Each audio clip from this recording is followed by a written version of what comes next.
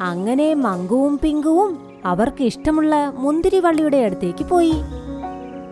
മങ്കുക്കുരങ്ങ് ഉടനെ ആ മരത്തിൽ കയറി അവിടെയുള്ള മുന്തിരിയെല്ലാം പറിച്ച് താഴെയിടാൻ തുടങ്ങി. അപ്പോൾ പിങ്കുമുയൽ അതെടുത്ത് കഴിക്കാൻ തുടങ്ങി. പിന്നെ മങ്കുക്കുരങ്ങ് മരത്തിന്റെ മുകളിൽ തലകീഴായി തൂങ്ങിക്കിടന്ന് കഴിച്ചു. ഇത് എല്ലാം ദൂരെ നിന്ന് ഒരു കുറുക്കനും ചെന്നായയും കാണുന്നുണ്ടായിരുന്നു.